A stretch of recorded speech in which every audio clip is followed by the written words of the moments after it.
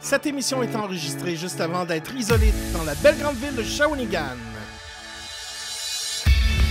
Abonnez-vous, aimez, commentez et partagez. Ce soir, dans les locaux du DJ Hub, je reçois deux femmes de passion. Son sourire cache une femme d'affaires, politicienne et scientifique, Madame Nancy Desiel. Faites attention aux défis que vous lui donnerez, car elle n'a pas peur de se mouiller les pieds, l'extraordinaire Heidi Levasseur. Tout ça chez Norm! Mesdames, Messieurs, Normand Flajol. Merci beaucoup. Bienvenue chez Norm. Mon nom, c'est Normand Flajol. Je vous explique un peu le concept. On reçoit des invités et on apprend à les connaître, connaître un peu leur enfance, leur ambition, ce qu'ils font d'exceptionnel. Et c'est un peu comme une fin de soirée où il y a quelques personnes qui restent et on réinvente le monde ensemble. Ce soir, on a deux invités exceptionnels. J'ai très hâte que vous les rencontriez. Mais juste avant, je vais vous parler un peu des commanditaires. Gianovision.tv, qui fait la production de l'émission, qui fait aussi des vidéos corporatifs et tout ça. Donc, si vous voulez avoir de leur service, dans le fond, c'est nous. Mais ça nous aide à produire ces émissions-là, qui nous permet de mettre en avant les gens de la région. Les gens de la Mauricie, de leur montrer qui ils sont et inspirer aussi les gens qui veulent se lancer en affaires, des gens qui veulent entreprendre. Et on a la ville de Shawinigan qui nous aide beaucoup aussi et le DJ Hub de Shawinigan qui nous invite dans leurs locaux à faire notre production parce que ça prend une grosse salle pour pouvoir faire ça. Et on va y aller avec une pub justement de Shawinigan. On se voit après la pause.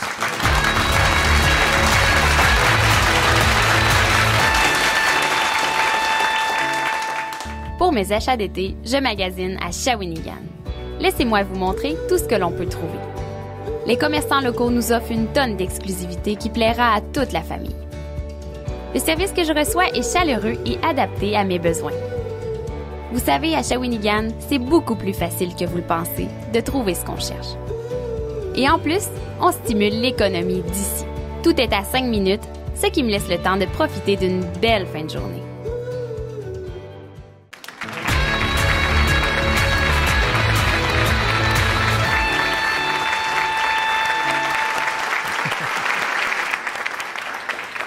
Ma première invitée est une femme native de Shawinigan, sportive amatrice de ski de fond, de cyclisme.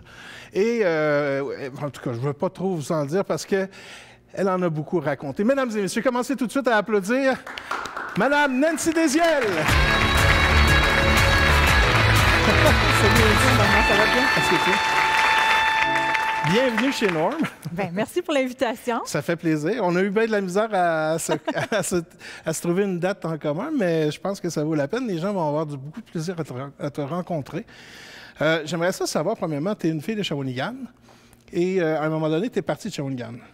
Bien, j'ai eu à travailler à l'extérieur pendant un bout de temps. Effectivement, je suis originaire de Shawinigan. Mon père, mon grand-père, on est là depuis longtemps. Et puis, d'ailleurs, mon grand-père a ouvert la rue Royale. C'était le premier à habiter sur la rue Royale. Ce n'était qu'un champ. Il avait ouvert un magasin général, puis il était contremaître au carbure. Alors, quelqu'un qui a contribué à bâtir Shawinigan. Mon père, lui, a travaillé au ministère des Transports, dans la vente de Pepsi, toutes sortes de choses. Il a fait 1001 métiers. Puis, moi, je suis là depuis toujours. Effectivement, j'ai eu à quitter là, entre 2004 et 2008. Je suis allée travailler à mi-temps en Abitibi-Témiscamingue. Je suis allée démarrer un centre de recherche qui s'appelle le CETRI. J'ai monté les laboratoires là-bas, commencé à démarrer un petit peu les opérations. Et puis, quand un poste intéressant s'est ouvert ici, je suis revenue. Bien, j'ai commencé avec ça parce que je voulais que tu fasses un parallèle avec ton enfance et quand tu es revenu. Donc, on va commencer, comme tu as déjà commencé, dans ton enfance. Comment c'était ton petit coin, ton coin de vie et tout ça à Shawinigan? Bien, je dirais que le milieu qui m'a plus marqué, parce qu'on a déménagé quand même assez souvent, là, avec mes parents, eux, je pense qu'ils aimaient toujours ça, avoir une nouvelle maison ou un nouveau logement, puis décorer ça, puis se refaire un peu une vie dans un quartier différent. Ils aimaient ça. Mais c'est les années qu'on a passées à grand-mère. Nous, on a habité juste en haut de la Vitrerie, sur la 7e avenue. OK, oui. Il y avait un grand logement, un 6,5 là-dedans. Puis c'est les années là, que j'ai beaucoup aimées, que j'ai passées à grand-mère. J'allais à l'école du Rocher, l'école secondaire, j'avais des amis. Le vendredi soir, on partait, on remontait la 6e, on arrêtait un peu, on avait nos arrêts dans les tabagies où est-ce qu'on regardait les revues à la mode, les vedettes, les chanteurs, et puis on allait chez Théo. Je ne sais pas si tu connais cet endroit-là, là, l'espèce de truc. Est-ce que tu avais l'âge? Ben, je ne sais pas, ça prenait-tu un âge pour rentrer là? Je pense pas, je pense qu'il ne checkait pas.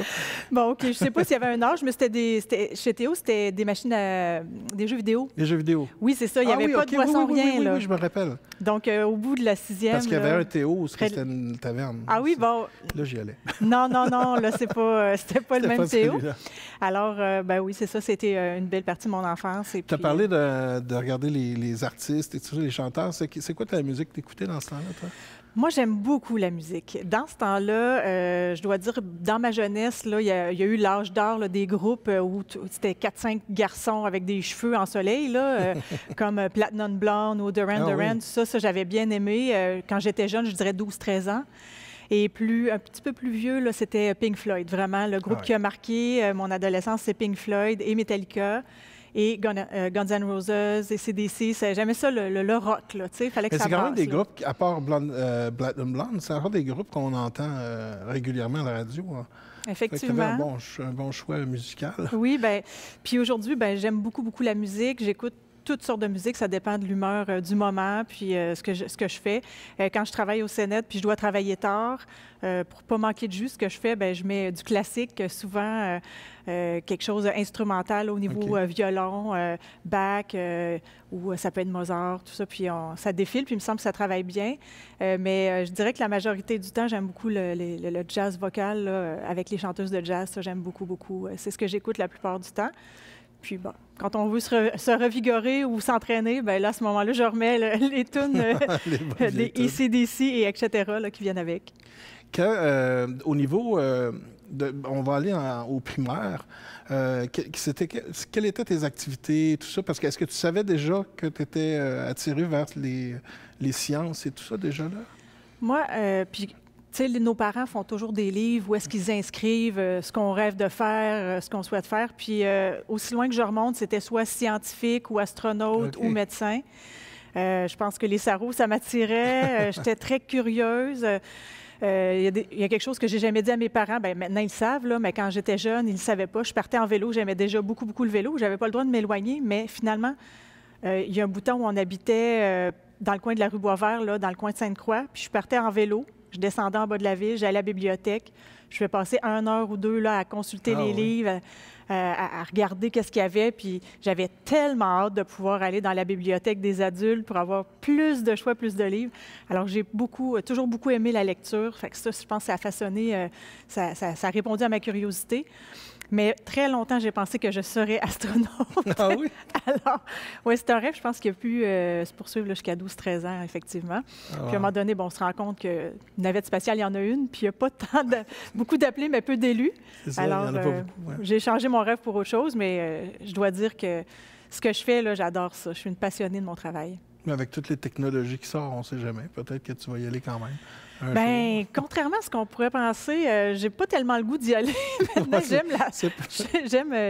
je suis bien dans ma région, je suis bien chez nous. Je suis chanceuse d'habiter ici. On a un cadre magnifique. J'aime la Terre. On est chanceux d'être sur la Terre. Oui, je suis curieuse de tout ce qui se passe. Puis les sciences, je lis beaucoup sur l'astronomie. Mais quelqu'un me le proposerait, je ne suis pas certaine que j'embarquerais aujourd'hui. Oui, je fais du bien ma vie. À l'adolescence, quand tu es arrivé à l'école secondaire, tu allais à Grand-Mère. Oui, à l'École du Rocher. À l'École du Rocher. À ce moment-là. Comment c'était dans ce temps-là? Parce que je sais que c'est assez différent d'aujourd'hui. Bien, c'était la petite école, l'École du Rocher. C'était l'École des Chutes qui était l'école la plus populeuse. J'ai eu du fun, là, vraiment. J'ai eu du fun. Les gens que j'ai connus, il y en a plusieurs qui sont encore mes amis aujourd'hui. Certains jouaient de la musique, on sortait. Tu sais, c'était la belle époque, je pense, pour l'adolescence, parce qu'on sortait puis on se rencontrait, tandis qu'aujourd'hui, les jeunes ont moins de points de rencontre, puis je trouve ça triste un peu. Ce qui fait que, comme je suis sensible à ça, bien, il y a tout le temps des jeunes chez nous avec mes enfants. Et puis, c'est chez nous qu'ils font les parties aujourd'hui. On parle dans lesquelles années, ça, l'école? Moi, j'ai fait le secondaire de 85 à 90. OK. Et puis, j'ai eu quelques années aussi au séminaire Sainte-Marie quand on a déménagé pour retourner à Shawinigan vers la fin. J'ai aussi fréquenté le séminaire à ce moment-là. Mais la majorité de mon secondaire, mon parcours, je l'ai fait à Durocher. Puis, j'ai fait le cégep de 90 à 93 en technique de laboratoire, volet chimie analytique, avec la spécialisation en électrochimie industrielle. Ça, c'est au collège de Shawinigan. Oui, je suis rentrée... Cégep de Shawinigan maintenant. Oui, maintenant, cégep de Shawinigan. Je suis entrée là en 90 pour étudier. J'ai terminé en 93. Et puis, ensuite, en 93, j'ai commencé à travailler pour eux, puis j'ai jamais arrêté. Mais j'ai travaillé à mi-temps à d'autres endroits, dans des usines. Je suis allée démarrer des laboratoires. J'ai travaillé pour Synchronex au développement de plusieurs centres de recherche comme le mien. Mais j'ai toujours gardé un pied au CNET, ce qui fait que ça fait 26 ans que je suis là aujourd'hui. Déjà? Et ça fait quand même longtemps, oui. Et là là. Tu sais, quand on est jeune, moi j'aimais beaucoup les jeux électroniques où on mettait des petits fils après les ressorts, puis on faisait des radios et tout ça. J'ai même essayé quelques trucs en chimie avec des mauvaises expériences. J'avais fait un genre de petit volcan avec du nitrate de potassium, du soufre et du charbon. Oui. Et puis j'avais mis ça dans un petit gobelet en aluminium et j'avais fait un gros Tupperware. Mais je m'étais mis au-dessus. Quand ça a fondu, ça a tombé. Oh là là. J'ai brûlé le plafond chez nous. Ma mère n'était pas contente, mais ça faisait un beau volcan. Est-ce que tu as déjà, quand tu étais plus jeune, est-ce que tu expérimentais justement dans ces trucs-là? Ah oui, j'ai fait toutes sortes de bêtises chez nous. C'était principalement du domaine des recettes. J'essayais des choses sans en parler à mes parents. Puis, tu sais, à ce moment-là, nos parents revenaient de travailler. Il n'y avait pas de gardienne entre les deux, là, donc on avait un peu de temps libre pour expérimenter toutes sortes de choses. Oui, j'ai fait quelques bêtises. J'aurais pu me tuer 10 fois. Mais bon, je m'en suis sortie de belle façon maintenant. Alors, effectivement, c'était l'âge de l'expérimentation. Ouais. Mais dans le fond, j'ai étanché ma soif là, quand je suis arrivée au cégep. On avait beaucoup de laboratoires, beaucoup d'expérimentation. Puis, j'étais très impressionnée quand je suis entrée dans ces laboratoires-là. Je me disais, je ne serais jamais capable de tout faire ça. Puis, finalement, oui, c'est une belle formation là, qui... C'est une des très bonnes écoles. Je pense que c'est un des rares collèges qui est en augmentation à chaque année, je pense. Hein? Bien, effectivement, le cégep maintient ses inscriptions ou les augmente légèrement chaque année. Quand on parle de technique de laboratoire, c'est le meilleur au Québec. Vraiment, c'est un des 5. Puis c'est une école qui enseigne les techniques de laboratoire depuis plus de 100 ans. Avant même que les cégeps existaient, on donnait cette formation-là. Alors, c'est quelque chose de solide. Plus de 100 ans? Oui, bien oui, l'Institut de technologie de Shawinigan a donné naissance au cégep. Ah, je savais pas. Donc, c'est le premier cégep technique qu'il y a eu qui était au Canada. je pense. C'était ici, oui, effectivement. Oui, oui, c'est ça. Et tu es aussi en politique. Ben, la famille est en politique. Mais qu'est-ce qui t'a amené à t'intéresser à la politique? Parce que tu es déjà occupé pas mal, là. Oui, mais j'aime ça être occupé. Quand j'ai accédé à la direction du Sénat il y a 11 ans, il y a des gens qui m'ont demandé ça te tenterait-tu de t'impliquer sur un conseil d'administration? Puis moi, OK, je vais essayer ça. Là, on m'a proposé la Chambre de commerce. C'était Donald Langer qui me dit, je te verrais faire ça. Et puis après peut-être 2 ans, on m'a proposé, on m'a parlé de la présidence, ce que j'ai fait, puis j'ai beaucoup aimé le côté politique. J'aurais jamais pensé, moi, avant, être en politique. Là. Ça n'existait même pas dans ma tête. Et puis, j'ai aimé le volet politique, prendre la parole devant les gens, s'impliquer, faire aboutir les dossiers. Et puis, ensuite, je réfléchissais à quelle couleur pourrait prendre cette implication-là. J'ai pensé au volet fédéral, provincial, je n'étais pas certaine. Et puis, j'ai fait la connaissance d'un homme qui était en politique provinciale, puis je me voyais pas aller en politique en même temps que lui, nécessairement. Et puis, au même moment, il y a le maire Michel Anger qui m'avait dit « Qu'est-ce que tu veux faire, toi, en politique? Qu'est-ce qui t'attire là-dedans? » J'ai dit « Moi, je suis tannée de voir passer l'argent au-dessus de Shawinigan puis atterrir ailleurs. » J'ai travaillé ailleurs en Abitibi, j'ai été impliquée au Saguenay-Lac-Saint-Jean. Je voyage un peu partout dans le monde pour mon travail au Sénat. Puis à chaque endroit que je vais, je leur demandais « Comment vous faites pour que ça fonctionne au niveau commercial, au niveau industriel. Puis finalement, les gens avaient rien de plus que nous autres. C'est juste qu'ils se levaient, puis ils le faisaient. Ouais. Puis à un moment donné, je me suis dit, hey, pourquoi qu'on ne le ferait pas ici? Puis je l'ai rencontré, puis j'ai dit à Michel, moi, je pense que plusieurs personnes qui tirent dans la même direction, on est capable de changer la destinée d'une région, d'une ville. Puis il m'a dit, moi aussi, je pense ça. Puis je pense que ça lui avait mis la puce à l'oreille, que j'étais peut-être une bonne candidate pour le municipal. Puis il m'en a reparlé quelques mois plus tard, puis j'ai décidé de tenter ma chance. Et puis là, ça fait 7 ans là, que je suis conseillère municipale du district de la Rivière. Puis en plus, tu es arrivé dans un moment où la ville a été obligée de se réinventer avec les fermetures qu'il y avait et tout ça. Comment ça s'est passé? Parce que tu es arrivé dans le mouvement. Là. Puis c'est en même temps que Michel était déjà là? Ou... Oui, Michel était là depuis 4 ans. OK. Moi, je suis arrivée au terme suivant. Là, ça, c'est mon 2e terme. Mais je pense que ce que je pouvais apporter à la ville, c'est vraiment ça, c'est les idées, c'est les contacts avec l'industrie. Moi, j'ai beaucoup de contacts par mon travail au Sénat. Je suis impliquée dans plusieurs conseils d'administration au niveau provincial, au niveau fédéral. Je pense que j'ai un bon point de vue de ce qui se passe au niveau industriel. Puis, je suis bien placée pour voir les opportunités, puis connecter les choses ensemble, s'arranger que ça fonctionne. Puis, ce que je souhaitais de faire, c'est tenter de créer une grappe technologique pour attirer les entreprises à venir s'établir ici, parce qu'ils peuvent s'établir n'importe où, les entreprises. Pourquoi ils viendraient en région? Bien, oui, il y a le cadre de vie qui est magnifique, on peut attirer, on a de la main-d'œuvre disponible de grande qualité. Les gens ne savent pas ça, mais on a ça ici. Mm-hmm. Mais surtout, pourquoi ils viendraient ici? Parce que, bon, il y a besoin de transport, tout ça. Bien, justement, c'est le savoir, l'expertise, la grappe technologique qu'on a. On a plein d'entreprises qui sont complémentaires pour créer cette filière-là. Et puis, je pense qu'on est en bonne voie de l'avoir. Ça va très bien actuellement à Shawinigan. Puis, il y a comme une fibre entrepreneuriale qui est très, très forte à Shawinigan. Puis, je pense que la matière première de Shawinigan, c'est un peu les cerveaux, c'est un peu le désir de se sortir parce que la plupart des gens, ils sortent des bonnes payes de ces usines-là, et là, ils se retrouvent avec, bon, qu'est-ce que je fais maintenant? Et beaucoup vont se partir en affaires. Puis on le voit ici avec le DigiHub. Puis d'ailleurs, le centre d'entrepreneuriat, le DigiHub, toi, tu as été dans le CA de ça. Oui, j'ai présidé le DigiHub les 2 premières années de son lancement. On était passé de 0 à 60 entreprises présentes. Plein d'emplois. Je pense qu'on était au-delà, quand j'ai terminé mon terme, je pense qu'on était à 150, 160 emplois. Ça, c'était un plaisir de faire ça, de démarrer ça. Puis au même moment que je faisais ça, il y a Nemaska Lithium qui était venu s'établir. Oui. Et je savais que c'était un gros dossier pour moi, et c'est là que j'ai passé le flambeau à Michel Anger pour qu'il puisse poursuivre, puis moi, me consacrer au dossier de Nemaska Lithium à ce moment-là. Ça, des dossiers comme ça, on le sait, il y a beaucoup de trucs qui se passent. Des fois, on a peur que ça parte, puis ça revient, puis dans ce dossier-là, il y a eu plein de revirements qui est arrivé.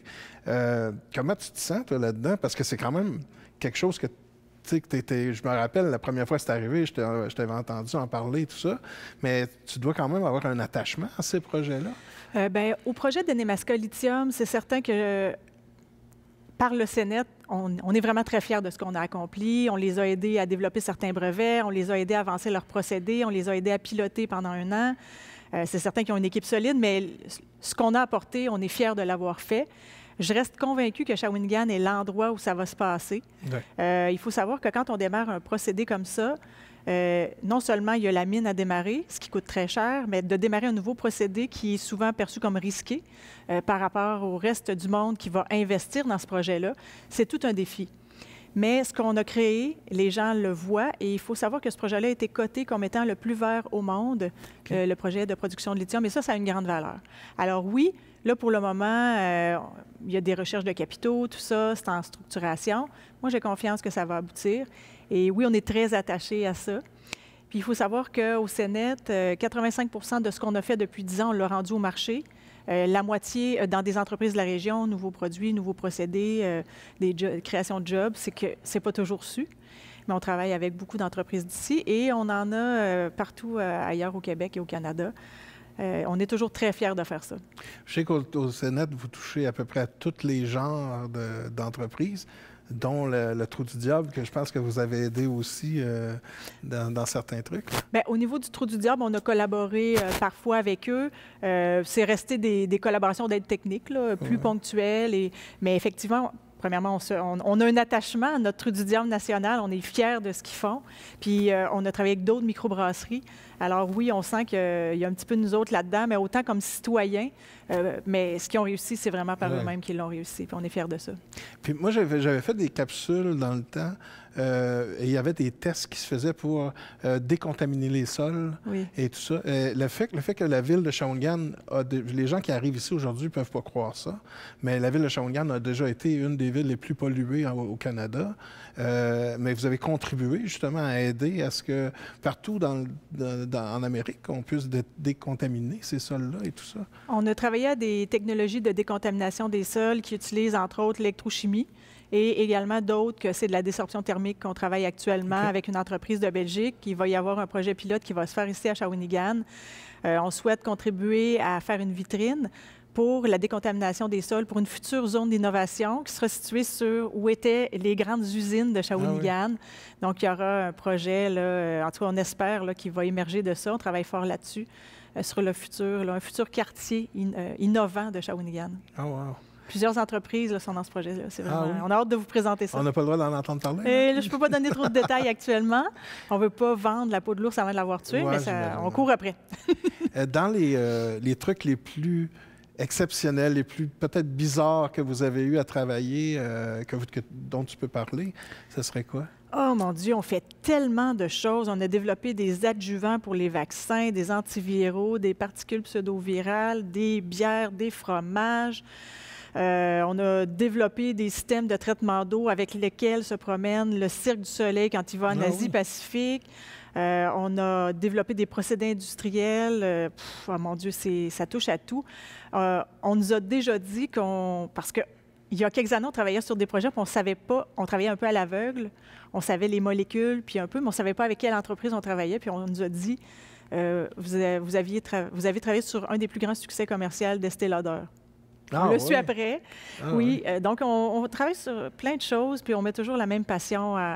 On se creuse la tête. On est très créatifs. Je pense qu'il faut savoir ça, que autant à Shawinigan qu'au Québec, les gens sont très, très, très créatifs. On est à l'origine de beaucoup de traitements, beaucoup de découvertes qui sont souvent rachetées par des multinationales qui vont contribuer à autre chose dans notre pays, mais dans d'autres pays également. Et le Québec est très créatif, puis ça, on est fiers de ça. Puis le Shawinigan est une ville où il y a beaucoup de chercheurs. Il y a le Hydro-Québec, il y a le CNET, mais il sort beaucoup de trucs de Shawinigan. Très certainement. Il y a le LTE d'Hydro-Québec, le Centre d'excellence sur l'électrification des transports et stockage d'énergie. Il y a le CNET, comme vous dites. Il y a le Kongsberg Automotive, qui est un centre d'excellence chez nous. Il y a le Centre d'innovation de Société Laurentide, qui fait de magnifiques choses. Je pense qu'ils ont développé 6 nouveaux produits, puis on les a aidés là-dedans dans les dernières années. Ils sont très innovants sur le côté développement durable, puis économie circulaire.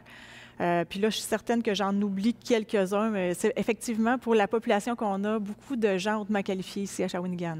Juste parce que là, on parle de CNET depuis tout à l'heure, mais peut-être que les gens ne savent pas de quoi on parle. Est-ce que tu peux décrire un peu c'est quoi le CNET, puis le réseau aussi, parce qu'il y a un réseau partout dans le Québec? Le CNET, c'est Centre national en électrochimie et technologie environnementale. C'est un centre collégial de transfert de technologie. Nous, on va travailler à développer des technologies, des procédés, des produits pour les entreprises du Québec principalement, dans les domaines des bioprocédés industriels. Bon, là, ça a l'air un peu bizarre, là, cette affaire-là, là, mais c'est tout ce qui utilise des micro-organismes, comme la bière. Entre autres, on va travailler sur la dépollution des eaux, la dépollution de l'air, des effluents industriels, le traitement des gaz. On utilise des nanoparticules, les technologies membranaires. C'est très, très large. Technologie environnementale, c'est très transversal. Et on fait partie d'un réseau de 59 CCTT, Centres collégial de transfert de technologie, au Québec, qui sont situés un peu partout. Et puis, chacun a son domaine d'intervention, son domaine d'expertise qui est bien précis. C'est un réseau qui est la fierté, c'est pratiquement unique dans le monde.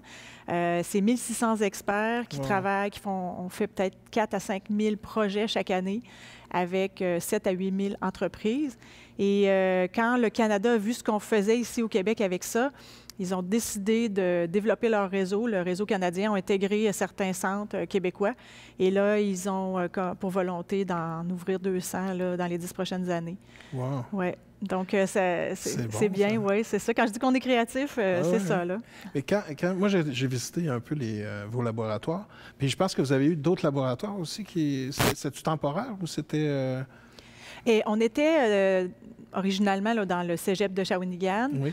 Comme on connaît une expansion qui est assez remarquable, pour vous donner une idée, il y a 11 ans, on était 5 employés. Le chiffre d'affaires était entre 3 et 500 000. Et aujourd'hui, on est une équipe permanente là, de 46 personnes, plus les stagiaires et les étudiants qui viennent travailler sur nos projets. On était 82 cette année. Et notre chiffre d'affaires, on a terminé à 3,6 millions. Wow. Et cette année, je devrais, je dis au nom du Sénat, là, terminer à 4 millions de chiffre d'affaires. Alors, c'est en 10 ans, là, on a multiplié presque par 8 ou 10 là, le chiffre d'affaires, mais c'est parce qu'il y a beaucoup de demandes pour les produits et les technologies environnementales. Donc, en guillemets, c'est facile. On est dans les époques de ça où les gens, c'est ce qu'ils demandent, puis c'est vraiment quelque chose qui est à date aujourd'hui, il faut en parler. Est-ce que, on va parler d'un peu de ça, est-ce que l'urgence... elle est vraiment là? Est-ce qu'elle est vraiment si grave que tout le monde le dit? Bien, moi, j'essaie de ne pas voir ça en termes de gravité. J'essaie de voir ça dans qu'est-ce qu'on peut faire pour bien faire les choses. Tu sais, dans n'importe quoi, on peut faire les choses tout croche ou on peut le faire comme il faut. On est mieux de le faire comme il faut, faire attention à l'énergie qu'on consomme, aux matières qu'on consomme. Est-ce qu'on en a vraiment besoin? Chaque geste qu'on peut faire. Puis je pense que comme société, c'est bien de se poser la question. Il y a des grands pas qui ont été faits au niveau de l'environnement au Québec. Je pense qu'on est précurseur là-dedans, ne serait-ce que la pollution de l'eau. On est très, très actif là-dedans. Au niveau également de la pollution de l'air, il y a eu un bon contrôle, un resserrement des normes qui ont été faits. Je pense qu'il reste des choses à faire, notamment dans l'exploitation de nos ressources, les ressources minières, les ressources pétrolières. Il faut se poser des questions sur qu'est-ce qui vaut la peine d'être fait, puis qu'est-ce qui a une valeur ajoutée. Et puis, se poser la question à chaque fois qu'on achète quelque chose ou qu'on consomme quelque chose, est-ce qu'on en a besoin? Puis, quelle est la façon correcte d'en disposer? Là? Est-ce que le cheminement de Shawinigan, parce que Shawinigan s'est dépollué beaucoup, l'air est tellement meilleur qu'avant, l'eau, avant, on ne pouvait pas se baigner dans le Saint-Maurice, maintenant, on peut le faire. Est-ce que l'image du Québec est comme celle de Shawinigan ou Shawinigan est un bon exemple pour le reste du Québec? Et Shawinigan avait un peu de retard, je dirais, il y a une dizaine d'années, mais a rattrapé son retard. Il y a encore du travail à faire, comme tu expliquais, au niveau du traitement des sols, mais ça avance tranquillement. C'est les coûts élevés qui font qu'on ne peut pas les faire tout d'un coup, parce que si on décontaminait 50 millions de dollars de sol, les comptes de taxes exploseraient, puis je pense qu'on se ferait recevoir, avec raison, bien entendu, qu'on en fait un petit peu à toutes les années, puis on va chercher des subventions pour le faire. Mais je pense qu'on a rattrapé notre retard. Je pense que le Québec, comme je disais, est un précurseur, mais il ne faut jamais arrêter de s'améliorer. Ouais. Est-ce que ces compagnies-là qui polluaient dans le temps, qui sont encore là, est-ce que c'est des gens qui vont contribuer à ces dépollutions-là? Ou Moi, je pense que les compagnies qui polluaient ne sont plus là. Ils ne sont plus là? Elles ne sont plus là. Parce que si elles étaient là, elles tomberaient sur le règlement du pollueur-payeur. Ouais. Et ce n'était pas le cas. Là, ceux qui ont quitté... Quand on regarde, par exemple, Rio Tinto Alcan, le site qui était sur Saint-Sacrement a complètement été dépollué parce qu'il était sous la loi, le règlement de l'environnement, la loi sur la qualité de l'environnement, je cherchais le mot exact, là, et qui fait que tu dois dépolluer ce que tu as pollué. C'est ceux qui étaient là avant, sans la réglementation. Puis c'était comme ça que ça se faisait à ce moment-là. On fermait puis on partait. Et puis on restait avec les terrains pollués. Oui, c'est ça, parce qu'on l'a vu. Aujourd'hui, c'est plus permis, ça. On ne peut pas faire ça. Okay. Bien, parce qu'on voit avec des trucs, c'est des trucs un peu moins fun pour Shawinigan. Je sais que le maire il est très choqué de ça. Le Belgo à baie de Shawinigan qui tarde. Quand on voit la vitesse de Alcan, comment ils ont tout nettoyé en très peu de temps, et Belgo qui étire beaucoup, ça serait quelque chose qui vous dérange? Comme la Belgo, c'est un dossier qui est actuellement là, sous dossier judiciaire. Je n'avancerai pas beaucoup dans ces détails-là, mais il faut savoir que la compagnie, c'est comme si elle avait vendu et n'était plus redevable de ses droits de décontaminer, mais c'est le sous-traitant après ça. Qui en avait eu plus que qui pensait. Qui a peut-être pas achevé de la façon que ça aurait dû. Ça va se régler. En tout cas, ça va être un beau petit coin, ça, Moi, je pense que oui. C'est certain que c'est un terrain qui est situé en zone de contrainte, très forte pente. On ne peut pas faire ce qu'on veut avec ça aujourd'hui. Je pense qu'aujourd'hui, on ne pourrait même plus construire d'usine là. Ça serait plus un genre de parc ou quelque chose du genre. Qui sait? Oui, je me sens, je te vois courir. Qui sait? On va courir avec la pente. Là. Et mettons, qu'est-ce que tu veux faire quand tu vas être plus grande? Quand tu vas être dans le futur? Qu'est-ce que je veux faire? Moi, là, je veux continuer d'aimer ce que je fais. Je veux continuer de développer des choses. Je veux continuer de m'investir pour ma ville.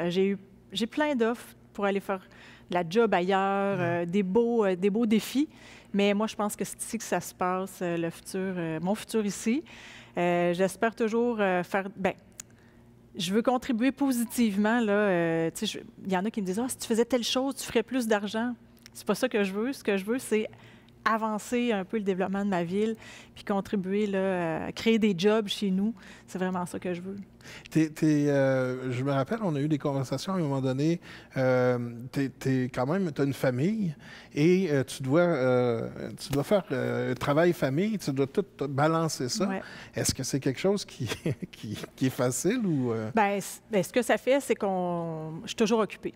Il y en a qui me disent, c'est quoi tes loisirs? Bien, ça n'existe pas beaucoup, ça, pour moi, les loisirs, là, mais sauf que c'est un choix que j'assume et que j'ai choisi puis que j'aime et que je ne regrette pas.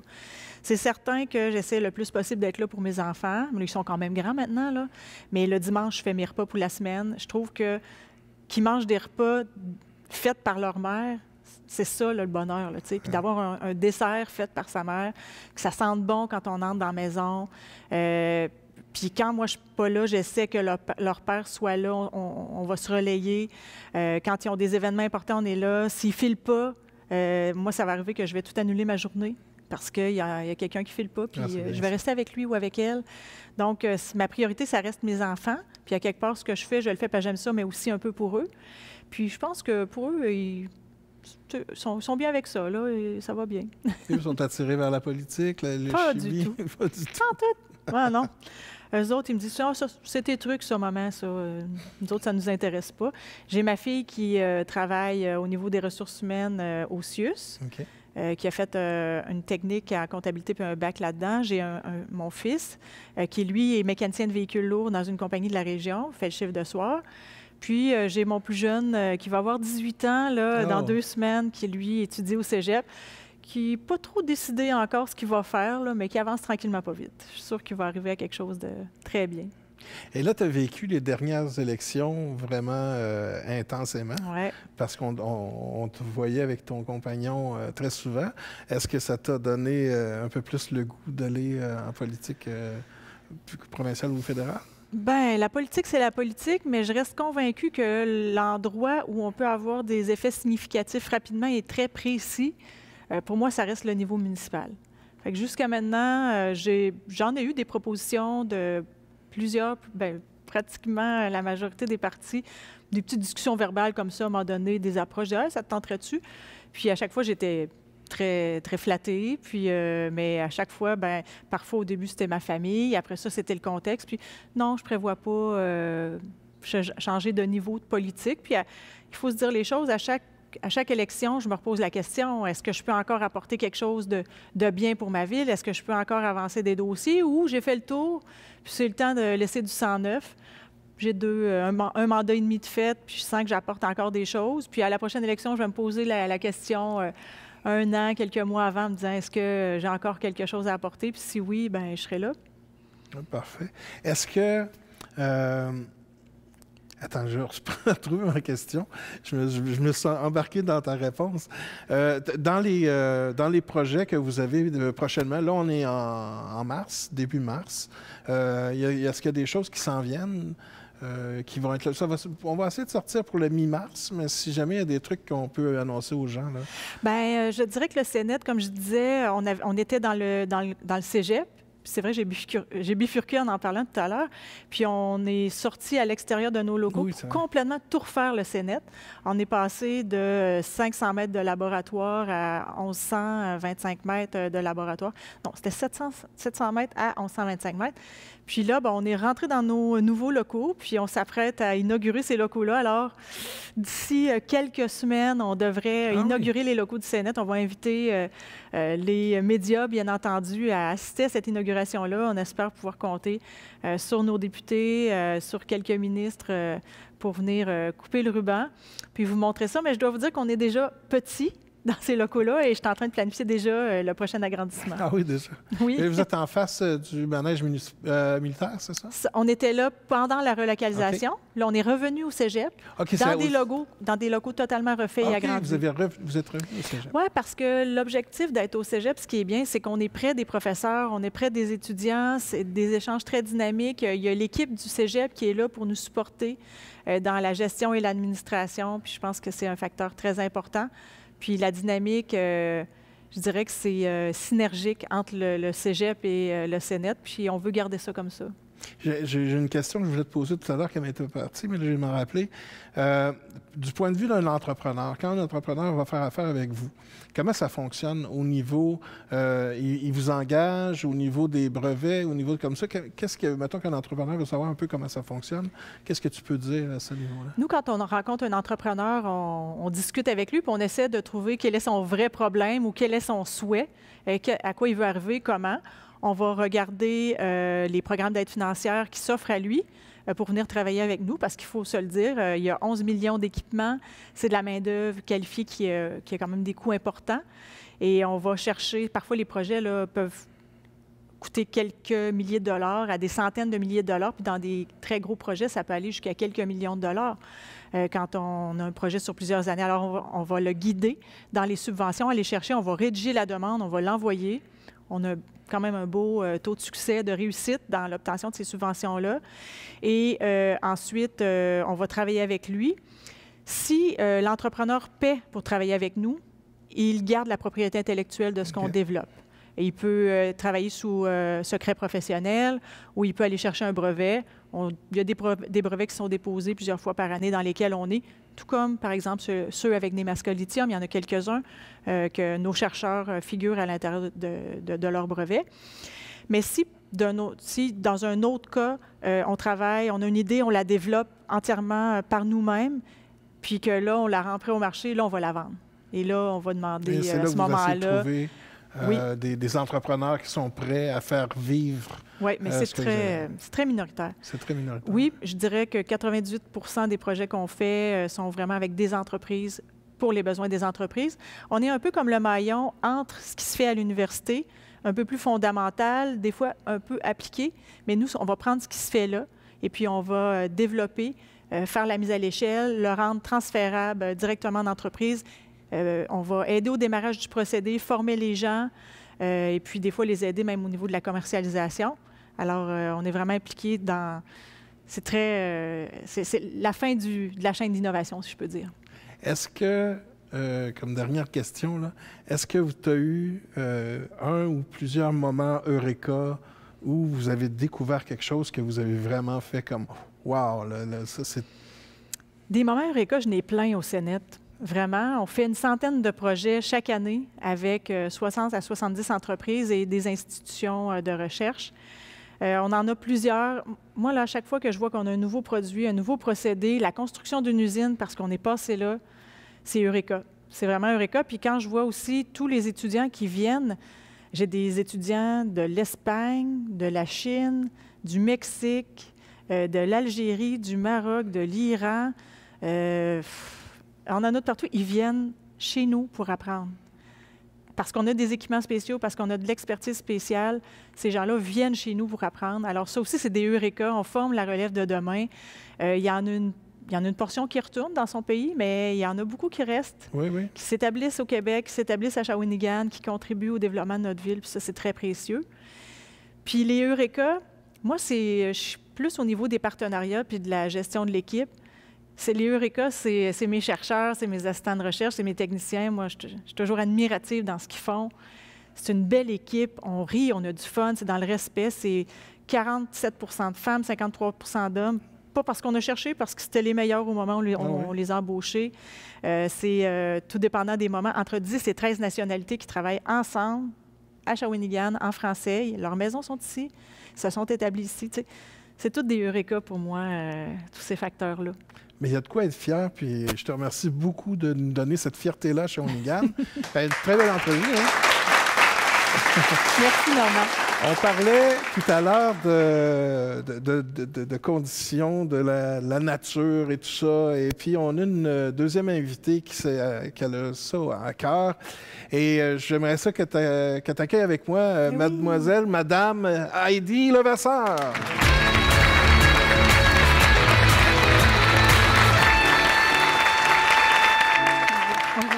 Bonjour Heidi, bienvenue chez Norm. Assieds-toi. Oui. Tiens, je vais te donner une bonne bière du Trou du Diable qu'on t'a versé. Oh mon Dieu, merci beaucoup. Je sais que c'est tes commanditaires. Ben oui. Comment ça va, Heidi?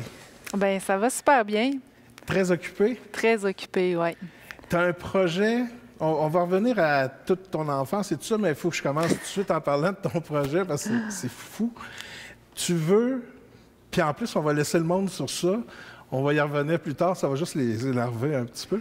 Mais tu veux traverser l'Atlantique à la nage. Exactement. Et là. Qu'est-ce qui se passe avec toi? C'est un peu la question que tout le monde me pose. Es-tu folle?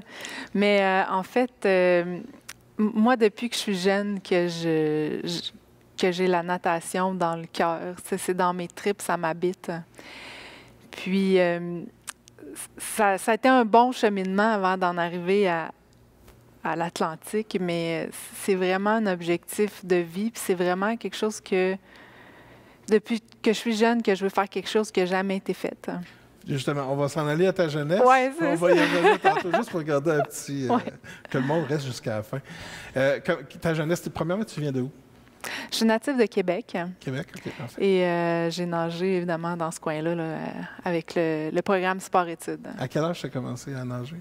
Et j'ai commencé, j'avais 5 ans, à des cours de natation, où j'étais pas du tout la meilleure. Là. J'étais la plus jeune, mais moi, c'était mon élément, l'eau. Dès que j'arrivais dans l'eau, c'était mon domaine. Puis moi, faire des longueurs, c'était pas nécessairement parce que je voulais faire des longueurs, c'est parce que j'étais dans l'eau. Puis même, j'ai recommencé plusieurs fois tous mes niveaux parce que je voulais pas que ça finisse. Ouais. Puis, mais quand tu avais cet âge-là, qu'est-ce que tu voulais devenir plus tard? Qu'est-ce qui était ton rêve? C'est très vague dans ma tête. J'avais pas nécessairement un rêve, une vision en particulier. C'est même ma mère qui m'a rappelé que toi, tu voulais nager, puis même tu voulais faire quelque chose qui avait jamais été fait. Tu sais. Mais sur le coup, moi, j'étais juste bien dans l'eau. Les compétitions, ça m'intéressait pas plus que ça. Je peux pas dire que j'avais un rêve défini, mais j'avais une passion très claire, par exemple. Donc, tu passais tes journées à la piscine pendant l'été, j'imagine? Assez régulièrement, quand j'avais accès à une piscine, oui. Et là, tu étais à Québec. Dans cet âge-là, tu étais à Québec? J'étais à Québec plutôt jeune, jusqu'à 6-7 ans. Mais après, mes parents ont déménagé plus dans un village. Et là, je me suis promenée un petit peu de village en village. Mais une fille avec autant d'énergie que tu as, l'école, ça devait être un peu difficile, j'imagine? Non, bien, autant... Ça a l'air drôle à dire, je suis plutôt une personne calme, puis quand même assez intellectuelle aussi. Donc, j'aimais l'école, j'aimais apprendre, j'étais curieuse. C'est un côté de moi là, qui se mêle à tout ça. Puis comme c'est la natation, c'est la persévérance, c'est le marathon que je fais, je suis une personne qui économise son énergie pour aller jusqu'au bout. Oui. Ouais. Mais il doit y avoir quand même... il faut que tu aies une qualité très... c'est énorme là, de nager aussi longtemps parce que tu as fait des traversées, tu as fait des trucs. Oui. Raconte-moi un petit peu. Oui, bien en fait, si je parle de la première traversée que j'ai faite, j'avais 15 ans au lac Memphremagog. C'était un 40... C'est 28 000 de long, ce lac-là. Oui, 42 kilomètres. Et c'est mon entraîneur qui m'a proposé ça. Elle y a été étape par étape, mais disons que lorsque j'ai fait un 25 km, puis que ça a très bien été, ça c'était en juin de ma 15e année, tout de suite après ça, elle a vu le potentiel que que je pourrais peut-être traverser le lac Memphremagog. Donc, on a soumis ma candidature parce qu'il y a des critères de sélection, évidemment. Il y a un nombre délimité de personnes. Et puis, ça a été environ 2 semaines, on a eu la réponse, puis ils m'ont accepté. Oh, wow. Oui, ça a été un peu une grâce de pouvoir faire ça parce que j'allais être la plus jeune à oui, réaliser. c'est ça que j'allais dire, 15 ans. Ouais. Donc, mon histoire se suit bien. Tu sais, j'ai été la plus jeune à traverser le lac Memphremagog, puis par la suite, la plus jeune en compétition à réaliser le lac Saint-Jean 1 an plus tard.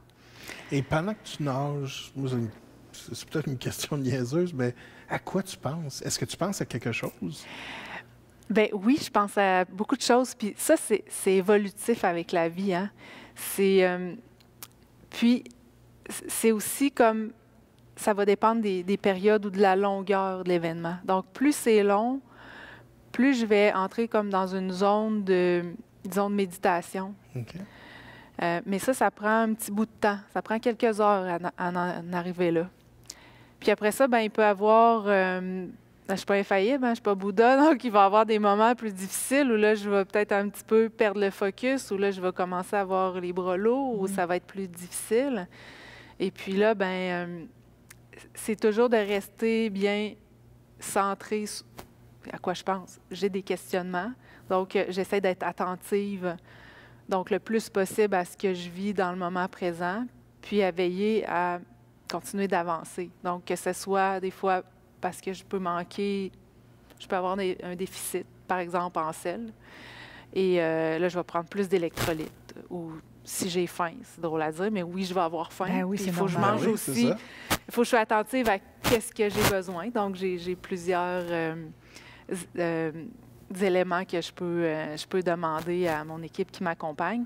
Donc, tout ça, ça va vraiment faire une grosse différence. Parce qu'à un moment donné, dans une des épreuves que j'ai faites, j'ai réalisé que des fois, j'avais une baisse parce que je ne m'alimentais pas de la bonne façon pendant ma nage, pendant une longue nage. Donc ça a été déterminant. Donc c'est tout ça, on apprend à se connaître à travers ces événements-là. Ouais. Ça prend combien de temps faire la traversée du lac Memphremagog, par exemple? À cette époque-là, ça m'a pris 11h15. Et tabarnouche. C'est du temps, ça. Oui, c'est impressionnant. Une bonne journée, vraiment. Puis mais quand je parlais de toi à Kiro, et quand je lui ai dit elle va traverser l'Atlantique, il a dit, comme tout le monde t'a dit, mais pourquoi? Puis il m'a dit une question qui m'a vraiment intrigué aussi, c'est le coût que ça donne à ton corps de faire ça. Tu hypothèques-tu ton corps en faisant ça ou ça te permet d'être plus en forme? Ou,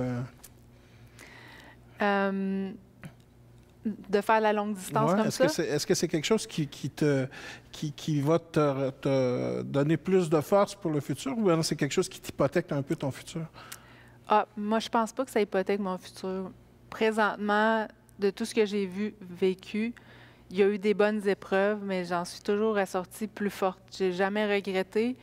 Puis, oui, j'ai poussé mes limites, puis oui, des moments, j'ai tombé plus faible ou j'avais besoin beaucoup plus de repos. Mais suite à ça, j'ai appris à aussi mieux connaître mon corps, puis mieux l'alimenter parce que tu sais, le corps, c'est une machine, puis on a toutes des capacités. Tu sais, on est toutes faites pour un peu l'endurance. Bon, mais peut-être différents degrés, vous me direz, là. Je suis peut-être pas capable. Non, mais... mais notre corps a des capacités qu'on ne connaît pas. Puis, moi, je crois que je peux les exploiter. Puis, je souhaite en même temps que ça en inspire d'autres à croire à juste une petite affaire de plus que ce qu'ils pensent qu'ils sont capables de faire. On se met nos propres barrières. Oui. Puis, autant en sport, là, je me souviens la première fois, quand j'étais avec les Roses, avec Marie-Josée Gervais, il y a quelqu'un qui me dit « Moi, je vais faire le parc. » T'es malade. Il y a plein de côtes là-dedans. Moi, je ne serais jamais capable de faire ça. Bien, crime, elle a stimulé mon intérêt. J'ai commencé finalement, ma curiosité était piquée. J'ai commencé à m'entraîner. Puis je l'ai faite à la fin de la saison du parc. Fait que, tu sais, souvent, c'est nous qui nous mettons nos propres barrières. Mais quand même, ça, c'est toute une barrière, là, l'océan. Là. Mais je t'admire pour ça, c'est une journée à la fois. Oui, je ne vais pas nager 24 heures sur 24. Ça va être une journée à la fois, 6 à 8 heures, une Ouais, équipe pour quand même. m'encadrer. Donc, ben, c'est ça, c'est de le voir comme ça. Puis même chose quand je fais une nage qui va durer une journée, comme une traversée, ben ça va être un 20 minutes à la fois parce que je m'alimente à toutes les 20 minutes. OK. Donc, à chaque 20 minutes, je vais boire quelque chose ou manger quelque chose, puis je repars jusqu'à l'autre 20 minutes. Des gels? Comme ça. ou, Moi, je suis pas tellement une preneuse de Non? gel. Je vais plus prendre une boisson d'électrolytes. OK. Puis, pour qu'est-ce qui est de l'alimentaire, ben ça va être des bananes, des soupes où, justement, on retrouve du sel, des légumes, tout Donc, ça. t'arrêtes, Oui, j'arrête. T'es dans sors- l'eau? Oui, je reste dans avec l'eau. une genre de pochette, puis tu prends ta soupe. Oui, ben, ou un contenant comme ça. OK. Puis là, j'ai mon kayakiste à côté, puis là, il m'alimente comme je bon. veux. Puis là, je prends ça, puis OK. là, je continue. J'avais aussi des sandwichs au végé pâté. À un moment donné, ça change, ça bonne change le sandwich goût. mouillé? Un peu mouillé, oui, mais ça va le mieux aussi. Ah, ben, c'est bien, Surtout c'est quand bien. on est dans Mais l'eau. c'est quand même froid. T'es dans le froid Hey. longtemps. T'as-tu développé une immunité contre le froid? Pas Ou, nécessairement. J'ai pas nécessairement toutes les qualités ou des qualités que certains nageurs ont de résister au froid. Puis c'est correct, tu sais, je suis humaine, mais comme je me connais, je vais prendre les moyens que j'ai besoin pour réussir mon épreuve, puis, disons, pouvoir pousser mes limites à la hauteur de mes capacités. Donc, au Québec, disons, je vais prendre un vêtement isothermique selon où est-ce que je suis. Quand j'ai fait Québec-Matane, puis j'étais dans l'eau à 7 degrés, Oh là ça là. prenait un habit plus épais. Mais par contre, dans le fleuve Saint-Laurent, un peu plus bas, entre Montréal et Québec, ben là, 1,5 mm, c'est suffisant pour moi. Sinon, ben, pour en revenir à l'Atlantique, ben, je vais être dans les eaux chaudes. OK. Donc, j'aurai quand même un équipement, un survêtement, mais ça va être pour d'autres raisons. Est-ce que ça nage mieux dans l'eau froide ou chaude? Mais si on s'entend pas Tout trop chaud ni trop dépend, froid, ouais, de la très chaud ou très froid. Il n'y a pas nécessairement Pas de de différence. Là. C'est trop chaud, ben là, il y a d'autres problèmes. Puis froid, ben c'est l'hypothermie. Puis est-ce qu'il se développe un automatisme? Est-ce qu'à un moment donné, tu nages puis tu te rends plus compte des distances que tu fais? Oui, c'est certain. Donc, moi, j'ai un rythme. Je pars à ce rythme-là. Mes bras sont comme un métronome, puis c'est parti. Ah ouais. Ouais. Puis la fatigue, elle rentre pas? À un moment donné, tu pognes comme ton deuxième souffle, puis ça se fait tout seul? Ou... Oui, on peut le dire comme ça. Puis ça va venir par étapes. Ça va dépendre des journées, bien sûr. Tu sais, il y a des journées où tout va bien se passer pendant 8 heures. Puis il y a des journées où le 8 heures va être plus difficile. C'est un peu comme la vie de tous les jours. Puis j'imagine que aussi ton état émotionnel doit affecter aussi tes performances. Ah ben c'est certain. Si, par exemple, je sais pas, moi j'ai une mauvaise nouvelle avant de partir ma journée ou même avant un entraînement, ça va être plus difficile mentalement de décrocher de ça puis juste de reprendre, disons, mon état un peu zen, si on veut, là. C'est toujours un challenge. Même des fois, ce challenge-là peut être plus grand que celui physique. Est-ce que ça t'arrive de combattre l'endormissement en nageant? Oui. Parce que Ça là, m'est arrivé. t'es dans un mouvement très régulier, puis à un moment donné, c'est presque hypnotique, un peu comme un coureur qui fait de la longue distance, court et court et court. C'est ce que j'ai entendu dire à un moment donné, que c'est difficile, il faut que tu combattes l'endormissement. Ouais. Ça m'est pas arrivé souvent. OK. Ça m'est arrivé plus quand je nageais de nuit. Oh là là, oui, j'imagine Quand que c'est j'ai pire, hein? nagé plus de 20 heures, là, il y a des nuits que c'est plus difficile parce que Ben, justement, parce que le niveau, tu sais, je nage à un niveau confortable, évidemment, parce que c'est sur une longue distance, c'est un peu comme marcher. Donc, je suis pas essoufflée, mais en même temps, mon rythme normal est habitué d'aller se coucher. Donc, par exemple, l'été passé, lorsque j'ai traversé le lac Saint-Jean aller-retour, ben, je suis partie de nuit. Après 4 ou 5 heures, là, je commençais justement à avoir envie de de dormir. Ouais.